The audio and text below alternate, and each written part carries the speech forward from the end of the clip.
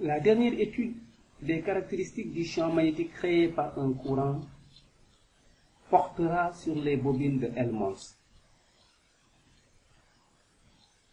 Voilà une image des bobines de Helmholtz. Il s'agit d'une association de deux bobines plates identiques, coaxiales, séparées par une distance égale à leur rayon commun, R, et parcourues par un courant de même intensité et de même sens. Le spectre du champ magnétique créé par les bobines de Helmholtz est semblable à celui d'un aimant droit. Cependant, dans la région délimitée par les deux bobines, les lignes de champ sont des droites parallèles. Le champ magnétique y est uniforme. Dans cette région, le champ magnétique peut être représenté par un vecteur champ magnétique ayant pour direction celle de l'axe commun des deux bobines. Son sens est donné par la règle de la main droite.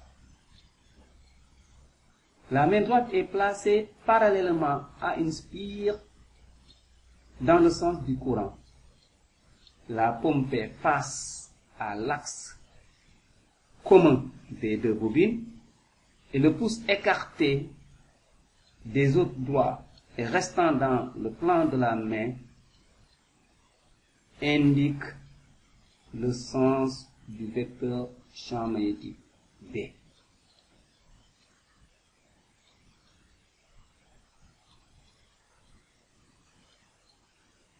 Il faut noter que ce vecteur champ magnétique est la superposition des champs créés par les deux bobines.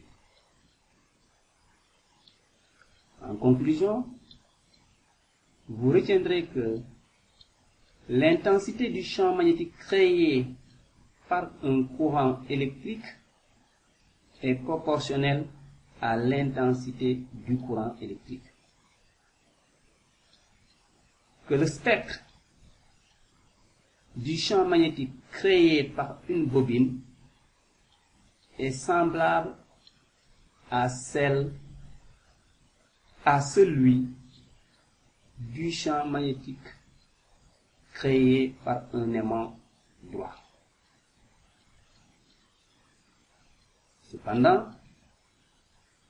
un solénoïde crée un champ magnétique uniforme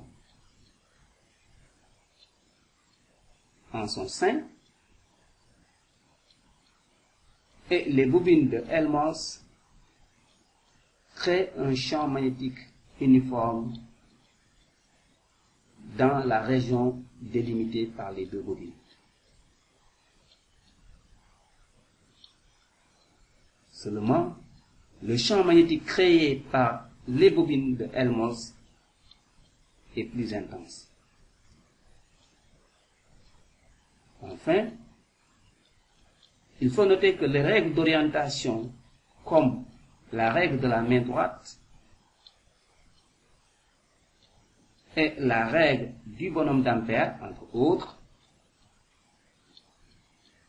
permettent d'indiquer l'orientation du champ magnétique créé par un courant.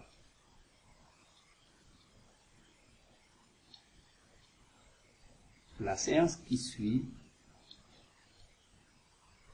permettra d'étudier le champ magnétique créé